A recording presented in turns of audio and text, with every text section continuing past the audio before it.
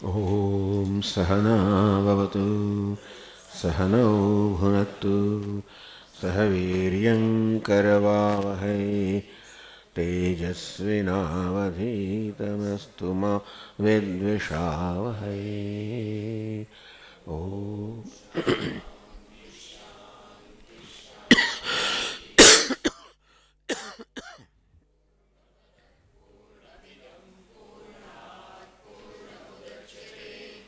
पूर्णस्य पूर्णमादाय पूर्णमेवावशिष्यते। ॐ शान्ति शान्ति शान्तिः। श्रुतिस्मृतिपुराणानाम् आलयं करुणालयं नमामि भगवत्पादं शङ्करं लोकशङ्करं शङ्करं शङ्कराचार्यं केशवं बादरायणं सूत्रभाष्यकृतौ वन्दे भगवन्तौ पुनः पुनः। ईश्वरो गुरुरात्मेति मूर्तिभेदविभागिने व्योमवद्व्याप्तदेहाय दक्षिणामूर्तये। ॐ पार्थाय प्रतिबोधितां भगवता नारायणेन स्वयं व्यासेन ग्रथितां पुराणमुनिना मध्ये महाभारतम् अद्वैतामृतवर्षिणीं भगवतीम् अष्टादशाध्यायिनीम् अम्ब त्वामनुसन्दधामि भगवद्गीते भवद्वेषिणीम्। यं ब्रह्मा वरुणेन्द्ररुद्रमरुतः स्तुन्वन्ति दिव्यैस्तवैः वेदैः साङ्गपदक्रमोपनिषदैः गायन्ति यं सामगाः। ध्यानावस्थिततद्गतेन मनसा पश्यन्ति यं योगिनः यस्यान्तन्न विदुःसुरगणाः देवाय तस्मै नमः।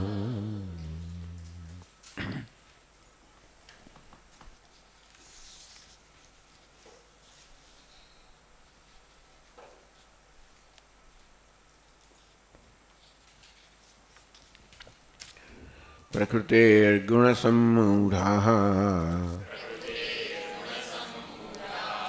सज्जन्ते गुणकर्मसु तान् कृत्स्नविदो मन्दान् कृत्स्नविन्न विचालयेत्।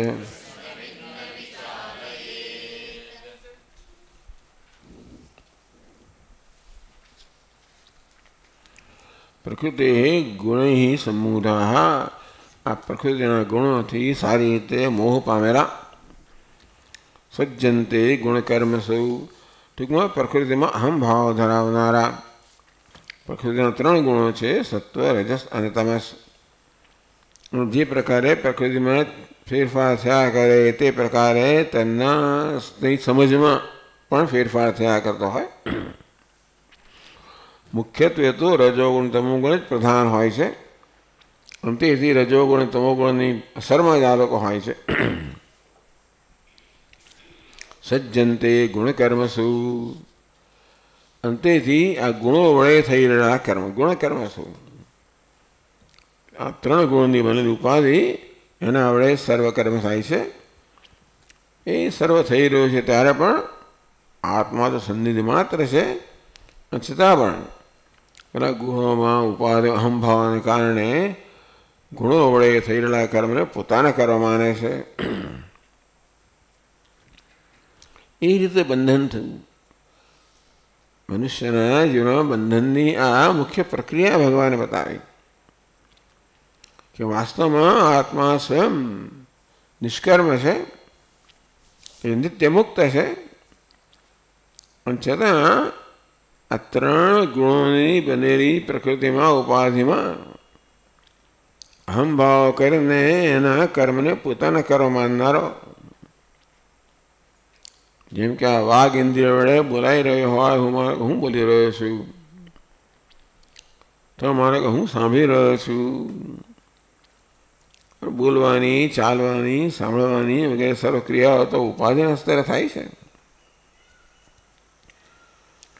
અને આત્માનો સ્વાભાવિક અહંભાવ છે. પ્રકૃતિમાં ઉપાધિમાં અહંભાવ લઈને જ આપણે જન્મ્યા છીએ. એને માટે બિચારા મનુષ્યને દોષ દોણ હશે, પણ એને કારણે બિચારો સહન કરે છે, પીડાય છે. એક તો પોતાના સ્વભાવથી, ટેવથી જ, જન્મ માત્રથી જ પ્રકૃતિમાં ઉપાધિ અહંભાવ ધરાવે છે, એનો કોઈ વાંક નથી. એને કારણે પ્રકૃતિ જેટલું ઉપાધિ જેવી જ મર્યાદાઓ અનુભવે છે. આમ પોતાને સતત વિકારી માને છે, મર્યાદિત માને છે, તેથી અપૂર્ણ માને છે, મારે જરૂરિયાતવાળો માને છે. આ પ્રકારની માનેલી જરૂરિયાતમાંથી અનેક બધી ઈચ્છાઓ જન્મે છે, ઈચ્છાઓને પૂરી કરે. આ પ્રકારે બિચારા મનુષ્યનું જીવન આ જ્ઞાનમાં ચાલે છે. સજ્જનતે ગુણકર્મસુ, આ બધા લોકો આ પ્રકારે ગુણો વડે થતા કર્મમાં બંધાયેલા જ હોય છે, આસક્ત હોય છે. તો આ પ્રકારે ભગવાન કે આવું જન્મથી જે છે લોકો આવા જ છે. માટે એમને તાન કૃષ્ણવિદો મંદાન કૃષ્ણવિદ વિચારે, અને આ કૃષ્ણવિદ ભગવાને કહે, કૃષ્ણવિદ, કૃષ્ણ એટલે સમર્પણ, સર્વને જાણનાર, આત્માને જાણનાર જે જ્ઞાની પુરુષ છે, એને આ અકૃષ્ણવિદ ટૂંકમાં આત્મા અને આત્મા માનનારા જે છે એમના મનને વિચલિત ન કરવું જોઈએ, માન્યતાને વિચલિત ન કરવી જોઈએ. કે આ કર્મ કરવાથી એમને આ કર્મ ફળ મળશે અને તમે પહેલાં પ્રાપ્ત વગેરે, ભલે એ પ્રકારે કર્મ કરતા હોય, કર્મની પાછળ સમજ ભલે ભૂલ ભરેલી હોય, પરંતુ એ ભૂલ ભરેલી સમજથી કર્મ તો કરે છે ને. માટે તું એમની મતિમાં, એમની સમજમાં ભેદભાવ ન કરીશ, એમને વિચલિત ન કરીશ. કારણ કે તારું કહ્યું એ લોકો માનશે ખરા, પણ સમજશે નહીં. ભાઈ તું ક્યાં આત્મા કર્મ કરતો નથી, અનાત્મા કર્મ કરે છે, સ્વીકારી લેશે, સમજશે નહીં, તેથી એ કર્મ કરતા બંધ થઈ જશે. મને ભગવાન કહે કે જ્ઞાની પુરુષે આ અજ્ઞાની મનુષ્યની બુદ્ધિમાં ભેદ ન કરવો જોઈએ, એમને વિચલિત ન કરવા જોઈએ.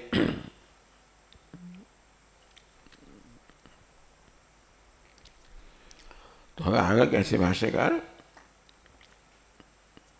30મા શ્લોકની ભૂમિકામાં, કથમ પુનઃ કર્મણિ અધિકૃતેન અજ્ઞેન મુમુક્ષુણા કર્મ કર્તવ્યમ ઇતિ ઉચ્યતે મયિ ઇતિ. થઈ ગયું?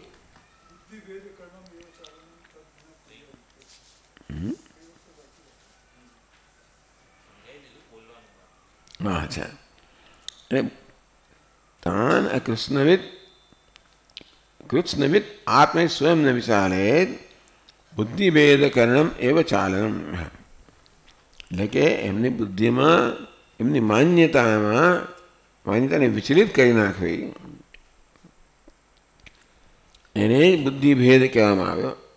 બુદ્ધિભેદ કરવો એટલે કે બુદ્ધિની આ માન્યતા છે એમાં તમે વિચલિત કરવા. તન કોઈ જાત આ પ્રકારે જ્ઞાની પુરુષે કે વિવેકી પુરુષે ન કરવું જોઈએ. એટલે ભગવાન કહે છે કે માણસ કર્મ કરે છે તેથી એનું જીવન ચાલશે, જગત પણ ચાલશે. કર્મ કરશે તો ક્યારેક કંઈક શીખશે એમાંથી, કર્મ છોડી જ દેશે તો કંઈ શીખશે પણ નહીં. અને જોડે જોડે ભગવાન કહ્યું એ પ્રમાણે એનું પોતાનું શરીર પણ નહીં ચાલે.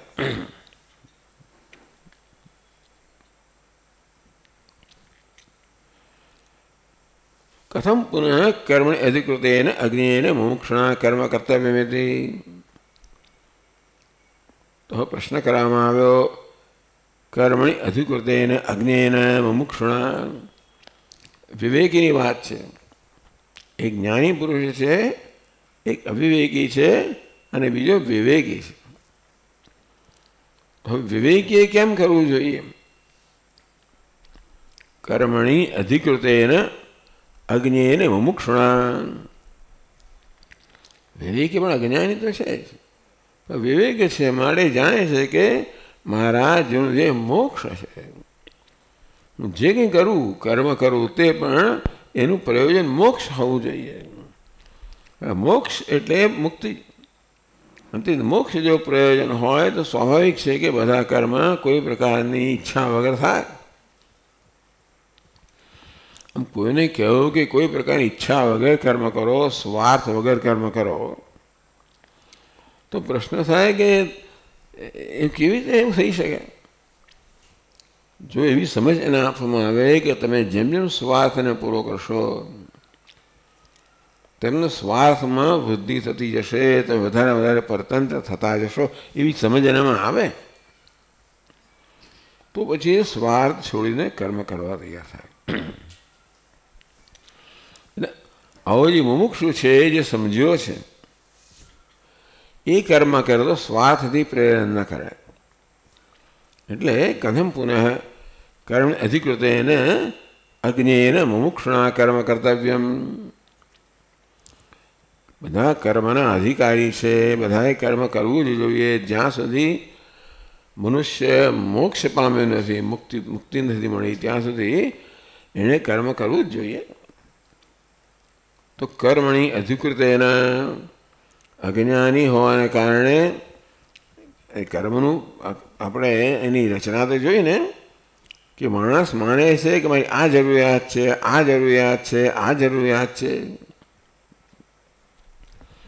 અનેક સ્તરની અનેક જરૂરિયાતો પૂરી કરવા માટે એ પ્રકૃતિ પર, જગત પર આધાર રાખે છે. આમ જગત પાસેથી અનેક પ્રકારનો લાભ મેળવે છે. અને તેથી દરેક મનુષ્યનું કર્તવ્ય બની રહે છે કે એણે એ લાભનો બદલો વાળવો જોઈએ. એનું નામ કર્મણી અધિકૃતેન અજ્ઞેન. એ જ્ઞાની પુરુષ છે જે જાણે છે કે મને કાંઈ જોઈતું નથી, અને આત્મા અહમભાવ ધરાવનાર. અજ્ઞાની અર્થાત અનાત્મા અહમભાવ ધરાવનાર. અનાત્મા એટલે શરીર, દેહ, મન, બુદ્ધિ વગેરે સર્વ અધૂરા છે, અપૂર્ણ છે. મને પોતાને અપૂર્ણ માનનાર, અધૂરો માનનાર, તેથી અનેક જરૂરિયાતો વાળો માણસ આ જગત પર આધારિત છે પોતાની જરૂરિયાતો પૂરી કરવા માટે. તો એની ફરજ બની રહે છે કે એણે એના બદલામાં જગતને પણ પ્રદાન કરવું જોઈએ. તો આવો માણસ કર્મણી અધિકૃત એના અજ્ઞાની છે, વિવેકી છે, અને તેથી કર્મ અધિકાર ધરાવનાર, તે જાણે છે કે મારે કર્મ કરવું જોઈએ. મુમુક્ષુણા એનું મુખ્ય એનું પ્રયોજન તો મોક્ષ જ છે. તો જેને પોતાના જીવનનું પ્રયોજનનું જ્ઞાન છે કે મોક્ષ મારા જીવનનું પ્રયોજન છે, હજી કર્મ કરવાની જવાબદારીમાં તો મુક્ત થયો નથી કે હજી મારા મનમાં ઈચ્છાઓની જરૂરિયાતો છે. આમ જ્યાં સુધી મારો સંબંધ જરૂરિયાતવાળો હોય, હું લેનારો બનું છું, ત્યાં સુધી એ પ્રમાણે આપવું જોઈએ. આવું સમજના જે મુમુક્ષુ છે એણે કથમ કર્મ કર્તવ્યમ, એણે કેમ કર્મ કરવું જોઈએ, ભગવાન એ પછીના શ્લોકમાં 30મા શ્લોકમાં કહે છે. ટૂંકમાં અહીંયા મુમુક્ષુને ભગવાન સૂચના આપે છે કે બોધ આપે છે કે મુમુક્ષુએ કેમ પોતાનું જીવન જીવવું જોઈએ. બહુ મહત્વનો ઉત્તમ શ્લોક છે. મયી સર્વાણિ કર્માણિ સંન્યસ્યાધ્યાત્મચેતસા નિરાશીર નિર્મમો ભૂત્વા યુધ્યસ્વ વિગતજ્વરઃ.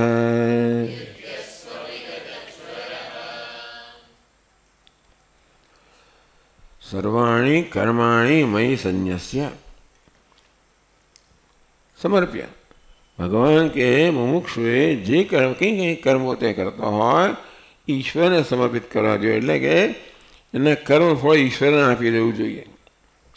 કર્મ ઈશ્વરને સમર્પિત કરવું એટલે આ કર્મ કરવા દ્વારા મને કોઈ વ્યક્તિગત લાભ જોઈતો નથી. આ કર્મથી ભલે આ કર્મનું હું ઈશ્વરને સમર્પણ કરું છું, એનું ફળ ઈશ્વરને સમર્પણ કરું છું. મયી સર્વાણી કર્માણી સંન્યાસ્ય, બધા કર્મ મને સમર્પિત કરીને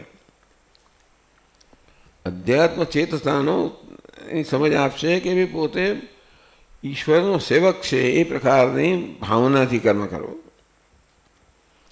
નિરાશી નિર્મમો ભૂતવા, બધી આશાઓ છોડીને તો જ પછી નિષ્કામ કર્મ થાય ને. કર્મ કરવા દ્વારા પોતાની વ્યક્તિગત કે ઈચ્છા પૂરી થાય એ પ્રકારની ઈચ્છાને છોડીને તો એ કર્મ કેમ થાય? કર્મ માત્ર ઈચ્છા વગર થાય એટલે કે નિષ્કામ કર્મ થાય. નિર્મમો ભૂતવા એક ઉમેરે છે ભગવાન, નિર્મમો ભૂતવા, મમત્વ વગર ન બનીને યુદ્ધસ્વ, તારું કર્તવ્ય કર્મ કર. વિગત જ્વર, જ્વરથી સંતાપથી મુક્ત થઈને, સંતાપથી ચિંતાથી મુક્ત થઈને, એટલે આમ કરવાથી મારું શું થશે ને શું નહીં એ પ્રકારની ચિંતાથી મુક્ત થઈને તું નિષ્કામ ભાવે ઈશ્વરને સમર્પિત કરવાની બુદ્ધિથી કર્મ કર. આ બહુ મોટી વસ્તુ ભગવાન કહે છે, પણ આ છે મુક્તિનો માર્ગ. કર્મ કેમ કરવું જેથી કર્મ મુક્તિનો માર્ગ બને એવું ભગવાન કહેતા જ આવે છે, પણ આ શ્લોકમાં સ્પષ્ટ રીતે કહેવામાં આવે.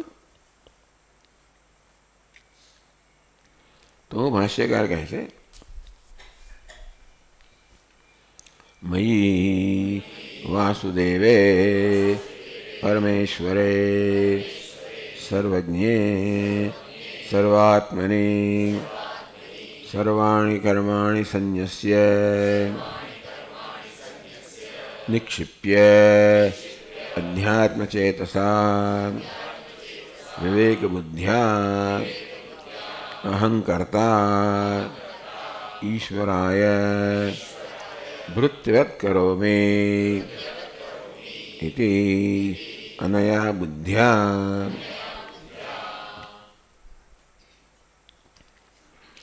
મયી સર્વાણી કર્માણી સંન્યસ્ય, સર્વ કર્મ એ સંન્યાસ સમર્પિત કરવું. બધા જ કર્મો મને સમર્પિત કરીને. મને એટલે કહો ને, મયી વાસુદેવે પરમેશ્વરે સર્વજ્ઞે સર્વાત્મની. ભગવાન કહે તે અત્યારે ભગવાન જ્યારે હું એટલે ભગવાન હું સર્વનામનો પ્રયોગ કરે ત્યારે એ હું શું અર્થ થવો જોઈએ એ આપણે નક્કી કરવાનું છે. અહીંયા આગળ હું એટલે સગુણ બ્રહ્મ. મયી વાસુદેવ, વાસુદેવ એટલે જે સર્વના આત્મા છે. જે દેવ એટલે સ્વપ્રકાશ પરમાત્મા સર્વ નિવાસ કરનારો છે એને વાસુદેવ કહેવાય. એટલે વાસુદેવ એટલે વ્યક્તિનું નામ ન સમજવું જોઈએ કે વ્યક્તિ આમ કૃષ્ણ ભગવાન વાસુદેવ છે, એમનું નામ વાસુદેવ છે. પછી વાસુદેવનો અર્થ છે જે પ્રાણી માત્ર નિવાસ કરનાર છે, સર્વંતર આત્મા છે અને સર્વ જેમાં નિવાસ કરનાર છે. પરમેશ્વર, હું પરમેશ્વર છું. ઈશ્વરને એક પરમ વિશેષણ લગાવવામાં આવ્યું, કારણ કે ઈશ્વર એટલે માલિક. એ બધા રાજાઓને ઈશ્વર કહેવાય, બધા માલિકને ઈશ્વર કહેવાય સંસ્કૃતમાં. એટલે એક પરમ વિશેષણ લગાવવામાં પરમેશ્વર, ટૂંકમાં સર્વોત્કૃષ્ટ ઈશ્વર. મયી વાસુદેવે પરમેશ્વરે કહ્યું સર્વજ્ઞ. પરમાત્મા સર્વજ્ઞ હોવો જોઈએ, એટલે કે સર્વને જાણનાર હોવો જોઈએ. પરમેશ્વર એટલે બધાનું નિયંત્રણ ક્યારે હોઈ શકે? આપણે નિયંત્રણ ક્યારે કરી શકીએ? જેનું નિયંત્રણ કરીએ છીએ એને બરોબર જાણતા હોઈએ તો. તેમ ભગવાન વાસુદેવ સર્વનો નિયંતા છે, કારણ કે એ સર્વને જાણે છે, સર્વ જાણે છે. એટલે ઉમેર્યું અહીંયા સર્વજ્ઞ ભગવાન કે હું પરમેશ્વર છું, વાસુદેવ છું, પરમેશ્વર છું અને સર્વજ્ઞ છું, સર્વને જાણનાર છું. પછી સર્વાત્મની હું સર્વનો આત્મા છું. ઘણા બધા વિશેષણ આપી દીધા ભગવાને ભાષ્યકારે. મયી વાસુદેવે પરમેશ્વરે સર્વજ્ઞે સર્વાત્મની. એટલે કંઈક એવી જાતની કંઈ આપણા ભ્રમ ના રહે કે વાસુદેવ એટલે શ્રી કૃષ્ણ વ્યક્તિ. હું પરમેશ્વર છું. પરમેશ્વર સર્વજ્ઞ છે, સર્વશક્તિમાન છે, સર્વનો આત્મા એટલે સર્વનો આત્મા. વાસુદેવને કર્મ અર્પણ કરવા ક્યાં જવું આપણે? ભગવાન વાસુદેવ સર્વનો આત્મા છે. મને જે કંઈ કર્મ કરતા હોઈએ, જેને માટે કર્મ કરતા હોઈએ એને સમર્પિત કરીએ. ત્યાં આપણે એના આત્મરૂપે વાસુદેવ રહેલો છે અને એ રીતે આમાં રહેલો ભગવાન વાસુદેવ પ્રસન્ન થાવ. સર્વાત્મની સર્વાણી કર્માણી સંન્યસ્ય.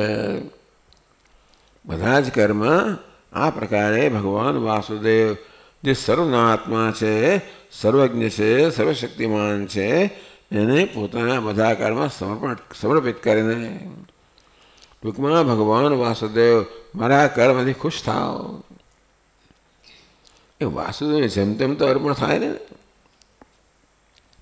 ઇંગ્લેન્ડના રાજાને મળવા જાવ ત્યારે જેમ તેમ ગાંધી નહીં જવાય. હવે ધોતી આવું બધું પહેરી ના જવાય અડધા નગ્ન. હવે એ તો માને નહીં. અને એમનું એટલું બધું મોટું હતું ના એટલે જવા દીધો. કે કેમ કેવું લાગ્યું કે બસ કે મારા રાજાએ બંને મારી જરૂરિયાત બધા વસ્તુ અમે પહેરેલા જ હતા, મારી જરૂર નહોતી. રાજાએ બંનેને ચાલે એટલે વસ્તુ પહેરેલા હતા, મારી જરૂરિયાત નહોતી. એટલે તમે કોને મળવા જાઓ છો, કોને અર્પણ કરવા જાઓ છો, એ પરથી નક્કી થાય કે કેમ કરવું તમારે. ઇંગ્લેન્ડના રાજા કે રાણીને મળવું તો તમારે 4-5 દિવસ ટ્રેનિંગ લેવી પડે કે કેમ બોલવું, કેમ પ્રવેશ કરવો, કેમ બોલવું, કેમ ચાલવું. ચાલો તે રીતે અહીંયા ભગવાન પરમેશ્વર છે, સર્વજ્ઞ છે, સર્વાત્મા છે. ટૂંકમાં આ રૂપમાં રહેલા ભગવાન વાસુદેવને હું સમર્પિત કરું છું. એની પ્રસન્નતા માટે જે કોઈ સાથે વ્યવહાર કરતો હોઉં એ રૂપમાં ઈશ્વર છે. એ રૂપમાં ઈશ્વર ખુશ થાવ, પ્રસન્ન થાવ. આ તો દુષ્ટ છે સ્વામીજી, આને પ્રસન્ન કરવાનો હોય. એટલે એની ઉપાધિમાં આપણે દુષ્ટતા ક્યાં રહેલું છે? ઉપાધિમાં રહેલી છે. જ્યારે આપણે તો એના આત્મા છે, આત્મા એ ભગવાન વાસુદેવ છે. ઉપાધિ નથી એમની, પણ છતાં અત્યારે આ સંજોગની અંદર આ સર્વ ભગવાન સર્વાત્મા વાસુદેવ સર્વના આત્મા છે. ભલે એનો સ્વભાવ ગમે તેવો રહ્યો, ભલે ઉપાધિ ગમે તેવી રહી, પણ ત્યાં રહેલા પરમેશ્વરને પ્રસન્ન કરવા માટે આ કર્મ કરું છું. સંન્યસ્ય નિક્ષિપ્ય. સંન્યસ્ય એટલે છોડી દેવું ને, નિક્ષિપ્ય એને ત્યાં સમર્પિત કરવું. અધ્યાત્મ ચેતસા. ચેતસ એટલે અંતઃકરણમાં અહીંયા આગળ અધ્યાત્મ ચેતસા. અધ્યાત્મ ચેતસથી એટલે શું? વિવેક બુદ્ધ્યા. ભાષ્યકાર કહે છે કે વિવેક બુદ્ધિથી. કયો વિવેક એટલો છે? અહમ કરતા ઈશ્વરાય વૃત્તિવત કરોમીતિ. હું કર્મ કરનાર છું, ભગવાનનો હું કોણ છું? નોકર છું. સર્વ ભૃત્ય. ભગવાન મારો સ્વામી છે, હું એનો સેવક છું. આવું અહીંયા ભાષ્યકાર એવું આપે છે. ભગવાન કહે છે કે અધ્યાત્મ ચેતસા. અધ્યાત્મ ચેતસથી, અધ્યાત્મ મનથી, અધ્યાત્મની વૃત્તિથી. એ કયા પ્રકારની વૃત્તિ હોવી જોઈએ? તો ભાષ્યકાર કહે છે કે હું ઈશ્વરનો સેવક છું. ઈશ્વર સર્વજ્ઞ, સર્વશક્તિમાન, સર્વાત્મા છે. હું એનો સેવક છું. આ જે કર્મ કરું છું એનાથી એ ઈશ્વર પ્રસન્ન થાવ. અને સર્વના આત્મા છે માટે આ રૂપમાં પણ રહેલો છે માટે એ પ્રસન્ન થાવ. પછી આપણા મનમાં રાગ દ્વેષ રહી ના શકે. અન માટે ના કરો, અન તો ના કરો. આ જે છે બધું ઈશ્વર હોય તો પછી આપણા વ્યક્તિગત ખ્યાલ છે એને છોડવા જ પડે.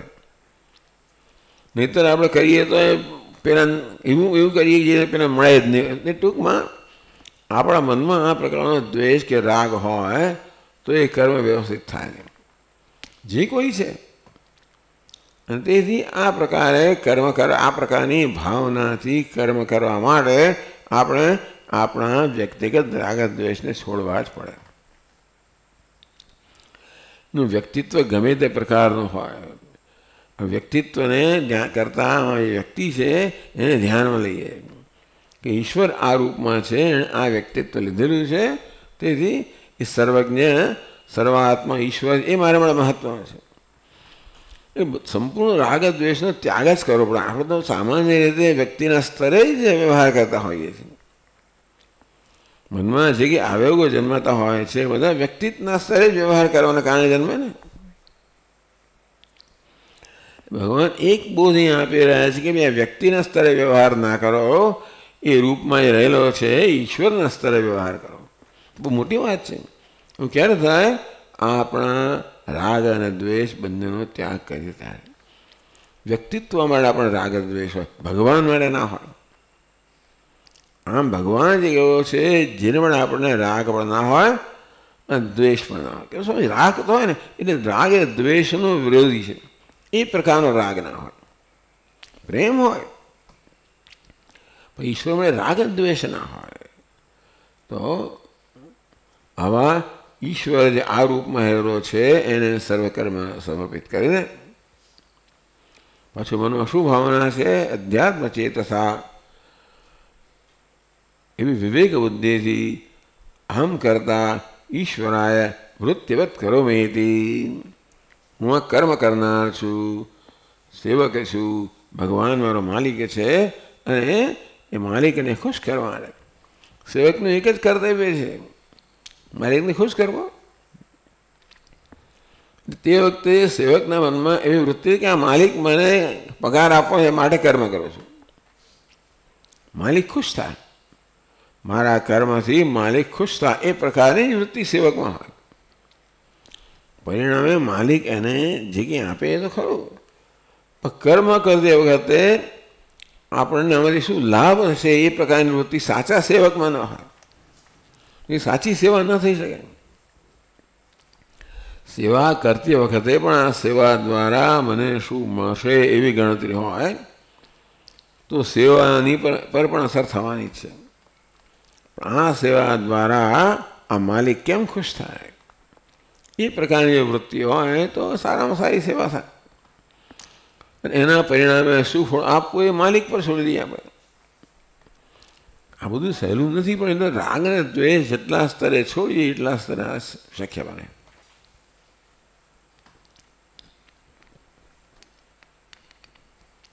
અહમ કરતા ઈશ્વરાય વૃત્તિવત કરોમી અનબધ્યા. એટલે આ તો અધ્યાત્મ ચેતસા મયી સર્વાણી કર્માણી સંન્યસ્ય અધ્યાત્મ ચેતસા. બીજી પંક્તિ સમજાવે છે. નિરાશી નિર્મમો ભૂત્વા યુદ્ધસ્વ વિગતજ્વર. એ પંક્તિ સમજાવે છે. કિંચ નિરાશી ત્યક્તાશી નિર્મમ મમ ભાવશ્ચ નિર્ગત યસ્ય તવ સત્વં નિર્મમો ભૂત્વા યુદ્ધસ્વ વિગતજ્વર વિગતસંતાપ વિગતશોકસન્ન ઇત્યર્થઃ.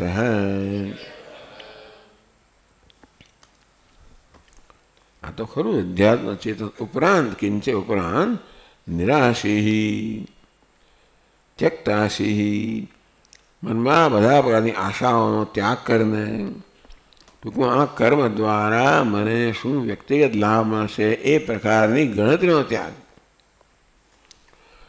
કર્મ કરવાનું એની પાછળ પ્રયોજન તો હોય જ. આપણે જેવી ધનુષ્યમાંથી બાણ છોડીએ ત્યારે લક્ષ્ય તો આપણે નક્કી કર્યું હોય, તેમ કર્મ પણ આ બાણ જેવું છે. આપણે કર્મ કરીએ ત્યારે આ કર્મ બાણ છોડ્યું તો એનું લક્ષ્ય તો આપણે મનમાં આના દ્વારા એનું શું પરિણામ આવશે, શું પ્રયોજન છે.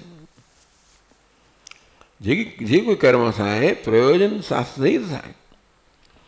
એ પ્રયોજન સિદ્ધ થાય કે ના થાય ભગવાનની ઈશ્વર પર છોડવાનું.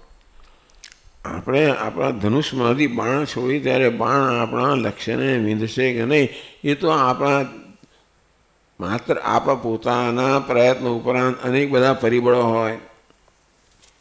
કેવો પવન વાય છે અને કેવા પરિબળો હોય, શક્ય છે કે આપણી ગણતરી બરાબર ન પણ થાય. એ તો બધા ચેમ્પિયન જ થઈ જાય ને. ઓલિમ્પિકમાં ને બધામાં આવી જાતની થાય છે ને સ્પર્ધાઓ, શૂટિંગ એ થાય, આવી પણ ધનુષ બાણની પણ થાય છે મને લાગે છે. હા, અંતે વખતે બહુ ગણતરી કરતા હશે અંદર મનમાં અત્યારે કેવો પવન છે, કઈ દિશામાં વાઈ રહ્યો છે, કઈ ઝડપથી જઈ રહ્યો છે વગેરે વગેરે, અને કેટલી શક્તિ છોડવું બાણ, કયો એંગલ રાખવો, શું રાખવું, ખૂબ બધી મૂળું આખું શાસ્ત્ર છે. અને છતાં બધી ગણતરી કરવા છતાંય ગણતરીમાં આપણે સફળ થઈશું કે નહીં એ કહી શકાય જ નહીં. તો તે રીતે કર્મ કરીએ ત્યારે આપણા પ્રયોજન હોય કે મારે આ કર્મના પરિણામે પેલું પ્રયોજન સિદ્ધ કરવું છે. પ્રયોજન સિદ્ધ થાય કે ના થાય એ પછી ઈશ્વરની ઈચ્છા પર આધારિત છે. એ રીતે નિરાશી, આશા વગર એટલે વ્યક્તિગત આશા વગર, વ્યક્તિગત લાભની ગણતરી વગર. કર્મ કરીએ ત્યારે પ્રયોજન તો છે, એ દ્વારા વ્યક્તિગત મને શું લાભ થશે એ પ્રકારની ગણતરી નથી. ત્યક્તાશી, નિરાશ્રિત ત્યક્તાશી, જેણે બધી આશાઓનો ત્યાગ કર્યો છે. નિર્મમ મમ ભાવસ્ય નિર્ગતો યસ્યસ્તવ સત્વમ નિર્મમો ભૂત્વા. ખંડાજી મહારાજ કે નિર્મમ, નિર્મમ એટલે નિર્દય એવો અર્થ થાય. નિર્મમ એવો વપરાય શબ્દ, એવો નિર્દય થાય. એ ભગવાને નિર્મમ શબ્દ નિર્દય બને ને એટલે શાક ભાષ્યકાર કહે છે કે મમ ભાવસ્ય નિર્ગત યસ્ય, જેનો મમ ભાવ જતો રહ્યો છે એને નિર્મમ કહેવામાં. મમ ભાવ વગરનો બંને.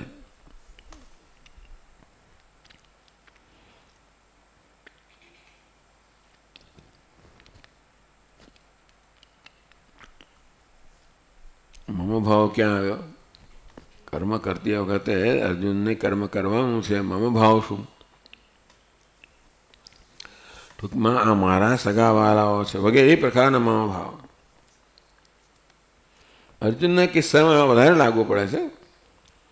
આપણે કર્મ કરીએ ત્યારે પણ કદાચ આ મનોભાવ વચ્ચે આવતો હોય કે ન આવતો હોય. અર્જુન માટે તો આ મારા છે ને પેલા સામેવાળા છે એ પ્રકારની વૃત્તિ મનમાં હોય તો પણ એની કર્મ પર અસર થવાની.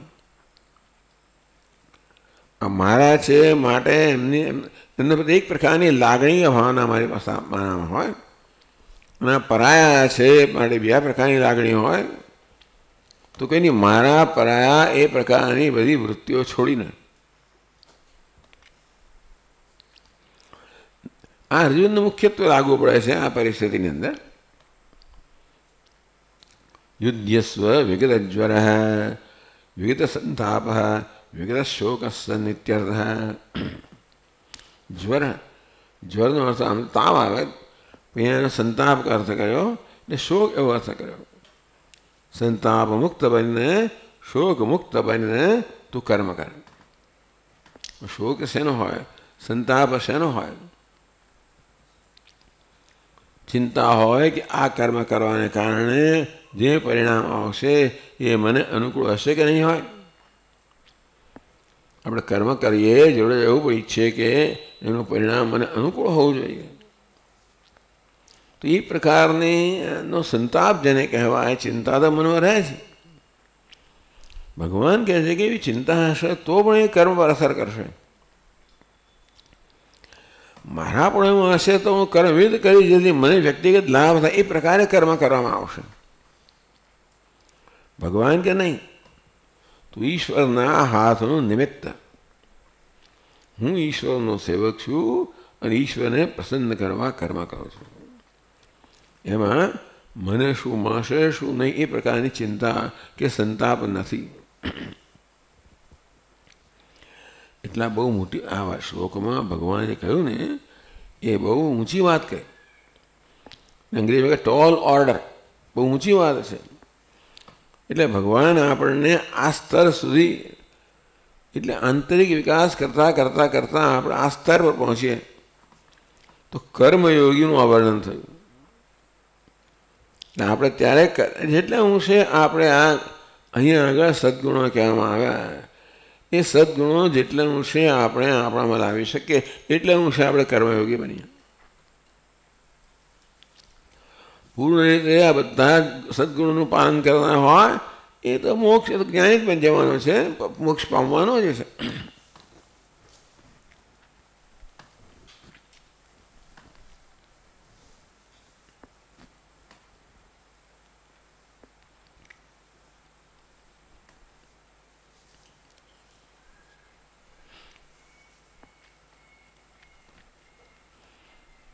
પછી કહે છે યદેતત મતં કર્મ કર્તવ્યમ ઇતિ સપ્રમાણમુક્તમ તત્તથા યે મે ઇતિ. ભગવાને કહ્યું કર્મ કર્તવ્યમ, ભગવાને અર્જુનને કહ્યું કર્મ કરવું જ જોઈએ, કર્તવ્ય કર્મ કરવું જોઈએ. સપ્રમાણ, ભગવાને પ્રમાણ સહિત કહ્યું. એટલે કે ટૂંકમાં ભગવાને એમણે પુરાવો પણ આપ્યો, પ્રમાણ પણ આપ્યું કે શા માટે કર્મ કરવું જોઈએ. કેમ? કારણ કે આગળ તો કહી દીધું બધું આગળ કર્મ વિશે, કે ભગવાને પણ બતાવ્યું કે તો જગતનું ચક્ર કર્મથી ચાલી રહ્યું છે, અન્નાદ ભવંતિ ભૂતાની વગેરે વગેરે. એ દ્વારા ભગવાન કર્મની આવશ્યકતા બતાવી રહ્યા છે. એટલે આ પ્રકારે પ્રમાણ સહિત, પુરાવા સહિત ભગવાને કહ્યું કે કર્મ કરવું જ જોઈએ.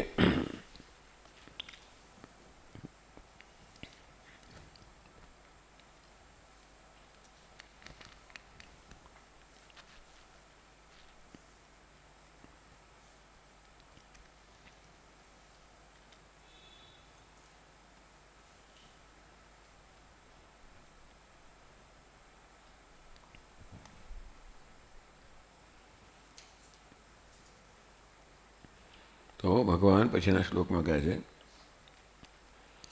યે મે મતમિદં નિત્યમ અનુતિષ્ઠન્તિ માનવાઃ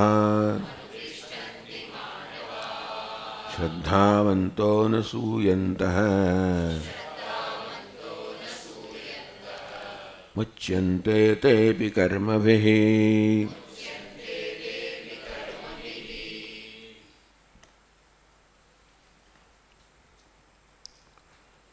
इदम मे मतम नित्यम मानवाः नित्यम अनुतिष्ठ, ये मानवाः जे मनुष्यो मे मतम इदम मारो मत है. भगवाने पोतानो मत कह्यो, पोतानो मत है એટલે એ જગતનો મૂળ કાયદો છે. ભગવાને કાયદાની જ વાત કરી. પૂજ્ય સ્વામી કહેતા હતા કે ભગવદ્ ગીતામાં ભગવાન કેટલાક મૂળભૂત કાયદાઓનું આપણે જ્ઞાન આપે છે. કર્મ કાયદા પ્રમાણે થવું જોઈએ. એટલે ભગવાને કયો કાયદો પ્રવર્તમાન છે એ પ્રકારે તમે કર્મ કરો તો જગતની સાથે તમે સંવાદિતામાં હો તો તમે પણ સુખ પામી શકો, અને નહીંતર તમે પણ દુઃખી થાઓ જો સંવાદિતાનો ભંગ થાય તો.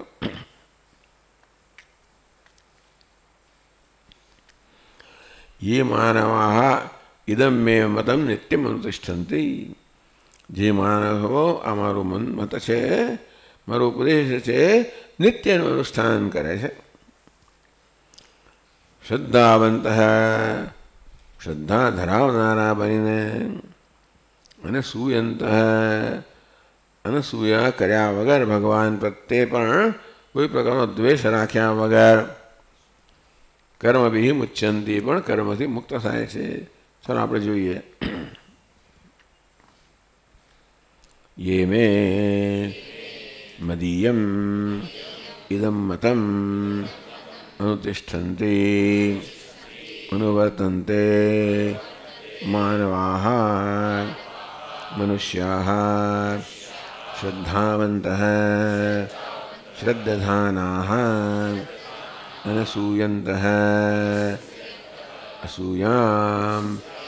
અસૂયામ ચ મયि ગુરૌ વાસુદેવે અકુર્વन्तઃ મુચ્યન્તે તેપી એવં ભૂતાઃ કર્મભિ ધર્મધર્માખ્યૈઃ.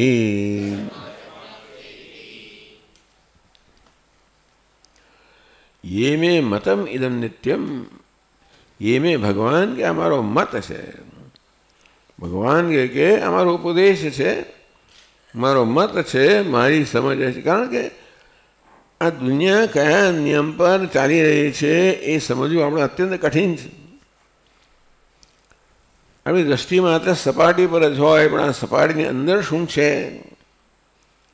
કયો મૂળભૂત નિયમ છે જે આ બધાનું વાસ્તવમાં પ્રેરી રહ્યો છે, નિયંત્રણ કરી રહ્યો છે. જેટલે અંશે આપણું જીવન એ નિયમને અનુરૂપ હોય એટલે અંશે આપણા જીવને સંવાદિતા આવે, સુખ આવે, આપણો આધ્યાત્મિક ઉન્નતિ થાય. અને એટલા જ માટે ભગવાન પોતે જ કે આ પ્રકારનો નિયમ છે, આ પ્રત્યે આ જગતને નું સંચાલન કરી રહ્યો છે. માટે મેં જે અહીંયા નિયમ કહ્યો, જે મનુષ્યો એનું નિત્ય અનુષ્ઠાન કરે છે, તો ભાષ્યમાં કહે છે યે મે મદીયમ ઇદમ મતમ અનુતિષ્ઠન્તિ અનુવર્તન્તે માનવાઃ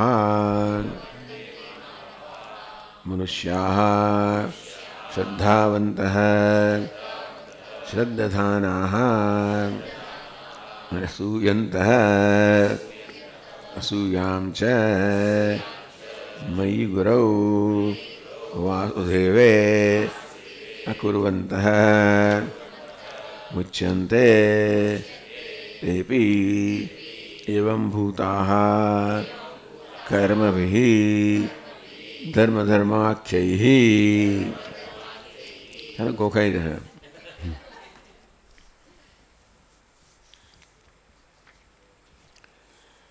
ये में इदम मतम, मारो आज मत है, अभिप्राय है कि उपदेश है.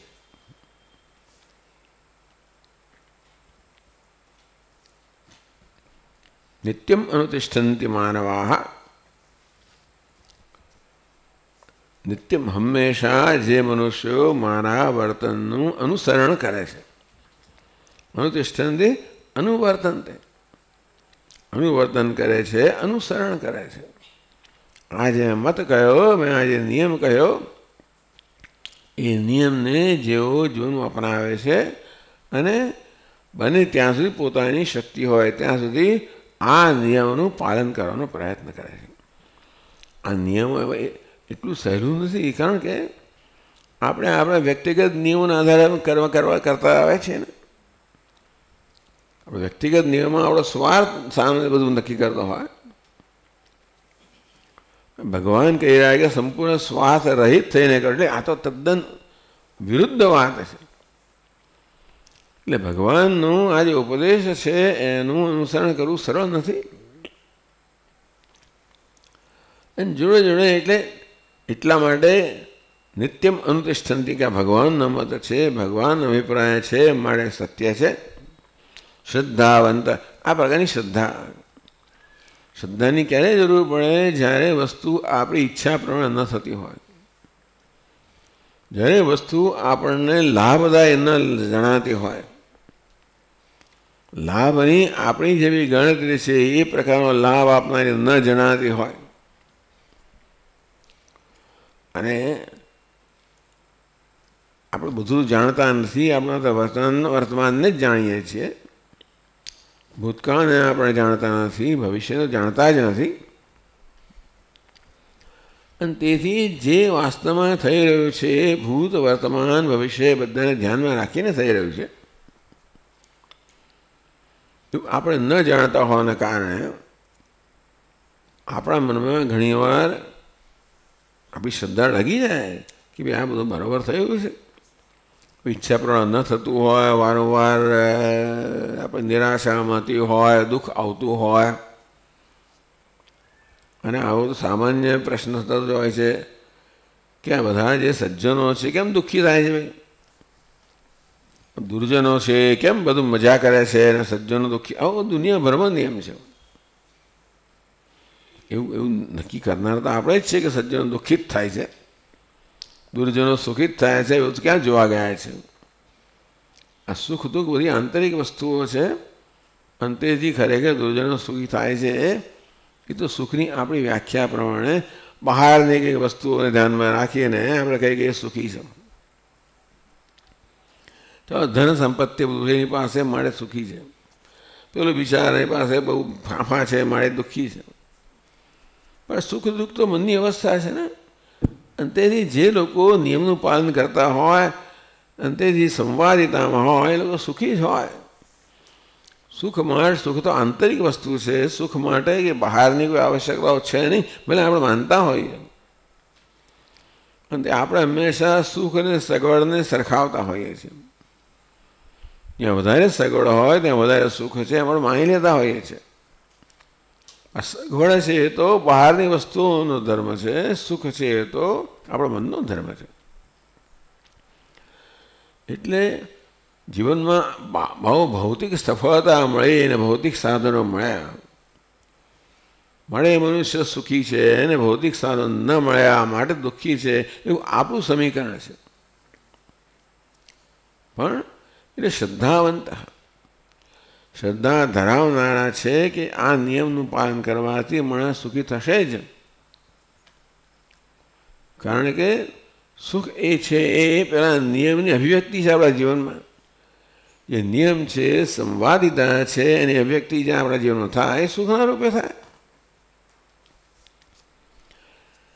શ્રદ્ધાવંત શ્રદ્ધાના એટલે જીવનની અંદર આપણે આ પ્રકારની ઉપદેશ છે એ અનુસરીને ચાલીએ ત્યારે મોટે ભાગે દુનિયા કરતાં આપણે જુદું જ કરતા હોઈએ છીએ. દુનિયા તો અનુકૂળતા પ્રમાણે કરે અને જે એમને પોતાને અનુકૂળ હોય વ્યક્તિગત એવું કરતા જાય. એમાં કંઈ બધા નિયમોનું પાલન થવું જોઈએ, નીતિનું પાલન થવું એવું કંઈ દરકાર કરતું નથી. અને બહારથી એમ જણાય કે એ લોકો પામી જાય છે. આ બિચારા બધા નિયમનું પાલન કરતા લાગે કે એ દુઃખી થાય છે. પણ દુઃખી થાય છે તો પોતાના કર્મના કારણે, સુખી થાય છે પૂર્વના કર્મના કારણે. સુખ એટલે જેને આપણે સુખ કહીએ છીએ, ભૌતિક વસ્તુઓ બધી એ ભૌતિક સાધનો પ્રાપ્ત થાય એ પોતાના કર્મના કારણે. ભૌતિક સાધનો વંચિત રહી જાય એ પણ કર્મને કારણે. સુખ દુઃખ તો એ માનસિક વસ્તુ છે, એ કર્મને કારણે નથી. ચાલો, એટલે છતાં શ્રદ્ધા એટલે શ્રદ્ધાની ખૂબ જરૂર છે આ પ્રકારના ઉપદેશનું પાલન કરવા માટે. કે ભલે એમ લાગતું હોય કે મને સુખ નથી મળતું, છતાં પણ ભગવાન કહે છે માટે એનું અનુસરણ કરવું જ જોઈએ.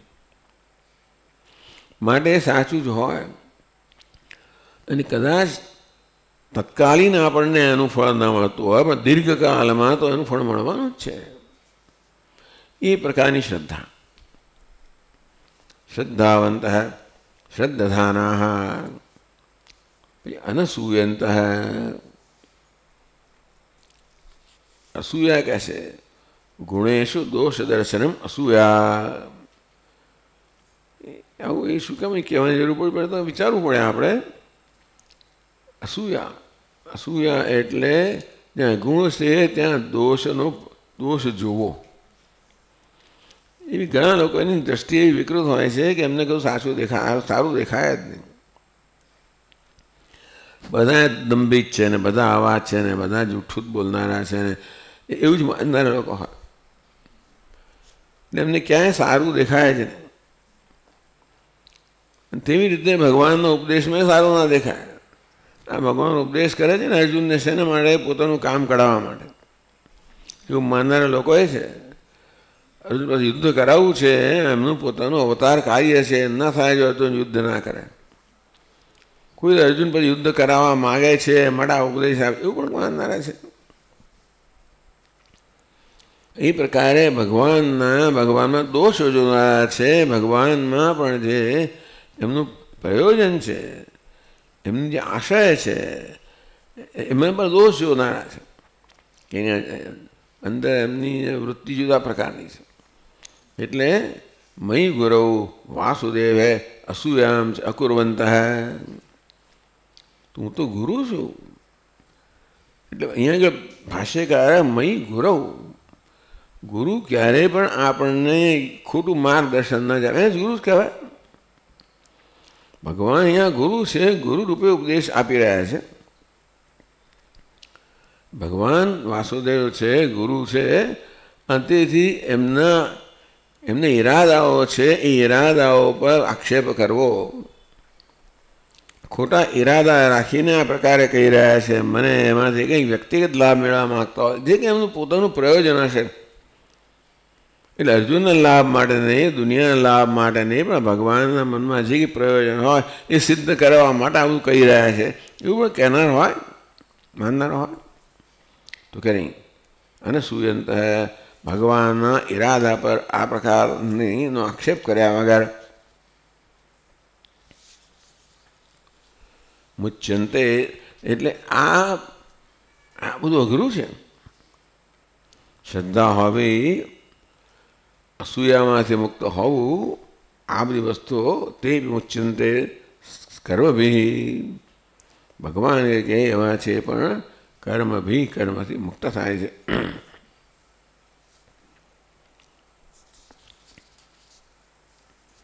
ધર્માધર્માખ્યયી કર્મભી મુચ્યંતે. ટૂંકમાં ધર્મ અને અધર્મ આવી જાતનો કોઈ એ પ્રકારની છાપ લાગતી ના કર્મને. કર્મ કરી ત્યારે આ કર્મ ધર્મ છે, અધર્મ છે, એ પ્રકારની છાપ લાગે. આ પ્રકારે કર્મ કરવામાં આવે ત્યારે ધર્મ અધર્મ કોઈ પ્રકારની છાપ ન લાગે. ધર્મ હોય તો પણ આપણને પુણ્ય પ્રાપ્ત થાય, તો વળી પાછો નવો જન્મ થાય. અધર્મ હોય ત્યારે તો એનું ફળ સહન કરવું જ પડે. ધર્મ હોય તો એ કદાચ સ્વર્ગમાં જઈએ અને તેથી ફરી જન્મ થાય. એટલે આમ તો વેદાંત દ્રષ્ટિએ ધર્મ અધર્મ બંને કરવાના છે. એટલે ભાષ્યકાર કહે છે ધર્માધર્માખ્યયી કર્મભી મુચ્યંતે. ધર્મ ને અધર્મ એટલે એમના કર્મને આ પ્રકારનું વિરુદ્ધ કે છાપ લાગતી નથી અને એ લોકો મુક્ત થાય છે. એટલે આ મારો જે મત છે, મારો અભિપ્રાય છે, એનું નિત્ય અનુષ્ઠાન કરનારા છે. મુશ્કેલી તો આવવાની જ છે, અને ત્યારે શ્રદ્ધાની ડગી જતી નથી, અથવા શ્રદ્ધા લઈને એને વળગી રહ્યા છે. અને શ્રદ્ધા ક્યારે રહે? જ્યારે ઉપદેશ કરનારા ઈરાદા પર આપણને શંકા ન હોય. ઉપદેશ કરનારા ભગવાન છે ને ઈરાદા પર પણ શંકા હોય કે કંઈક જુદા આશયથી જુદા ઈરાદાથી કહી રહ્યા છે એવું હોય. એ અસૂયા હોય આપણને, એ અસૂયા પણ ન હોય, શ્રદ્ધા પણ હોય. અને તો પછી એ રીતે એ પ્રકારની માનસિક સ્થિતિથી જે લોકો આગળ કહે ઉપદેશ પ્રમાણે કર્મ કરે, મયી સર્વાણી કર્માણી સંન્યસ્ય, આ પ્રકારે ઈશ્વરને અર્પણ કરવાની ભાવનાથી કર્મ કરે, એ પણ કર્મથી મુક્ત થાય છે, મોક્ષ પામે છે. ટૂંકમાં મુક્ત થવા માટે જે પ્રકારની માનસિક સ્થિતિ જોઈએ એનું ભગવાન વર્ણન કરી રહ્યા છે. બંધન પણ એક માનસિક સ્થિતિ છે, મોક્ષ પણ માનસિક સ્થિતિ છે. તો કર્મ કેવી રીતે આપણને એ પ્રકારની માનસિક સ્થિતિ ઉત્પન્ન કરવાનું કેવી રીતે સાધન બની શકે એનો ભગવાન ઉપદેશ કરી રહ્યા છે કે આ પ્રકારે કરશો તો કર્મ પણ તમને મુક્તિનું સાધન બની રહેશે. ઓમ ઓમ પૂર્ણમદઃ પૂર્ણમિદં પૂર્ણાત પૂર્ણમુદચ્યતે પૂર્ણસ્ય પૂર્ણમાદાય પૂર્ણમેવાવશિષ્યતે. ઓમ શાંતિ શાંતિ શાંતિ. શંકરં શંકરાચાર્યં કેશવં બાદરાયણં सूत्रभाष्यकृतौ वन्दे भगवन्तौ पुनः पुनः. ईश्वरो गुरुरात्मेति मूर्तिभेदविभागिने व्योमवद्व्याप्तदेहाय दक्षिणामूर्तये नमः. ॐ शान्तिः शान्तिः शान्तिः. हरिः ओम. श्री गुरुभ्यो नमः. हरि ओम.